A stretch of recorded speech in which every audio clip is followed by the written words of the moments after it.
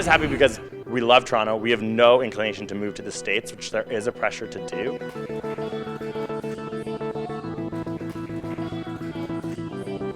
And I think that YouTube as a company showing and putting this space here means that they're interested in Toronto, they're interested in Canada, and facilitating the creativity that exists here while keeping people here, which is really important to us because we do feel a lot of pressure to go to America and we don't want to go to America.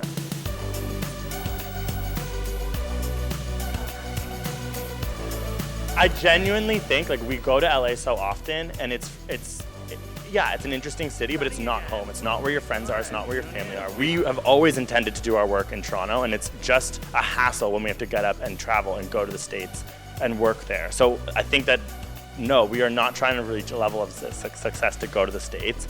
We want Toronto to be the vibrant, huge, amazing city that it is here and stay here. And for me, shooting in the city was always a challenge, A, because of permits are hard to come by, especially since you have to pay a lot of money, but it's never really weather appropriate. Toronto changes with weather all the time.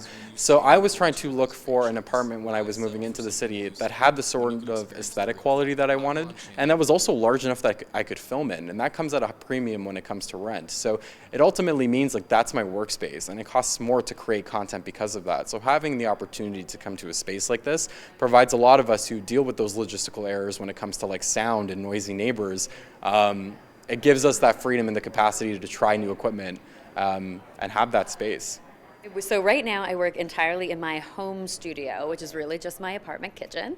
So a space like this is really incredible because not only do you have access to facilities where you could do collaborations, for example, or you could work with a green screen, for example, but you also have access to all sorts of amazing equipment. The way that YouTube works, collaborating with other YouTubers is extremely important. This is Lily, also known as Superwoman. Because then you have their audience viewing your channel, and then your channel is viewing their channel, and that's essentially how you grow your audience and how you grow your subscribers. And so now, when you're actually trying to think of the logistics of making a collaboration, you have to think about the space. You have to think of their setup, your setup, and there's a lot of, like, logistical things that can be big barriers. Whereas now, there is a lot less barriers because you say, we're going to go to the space, we're going to use their technology, you both know what you're getting into. So collaborations will be a lot easier, and it essentially means that Toronto and Canadian YouTubers will be able to grow their channels more easily by collaborating here.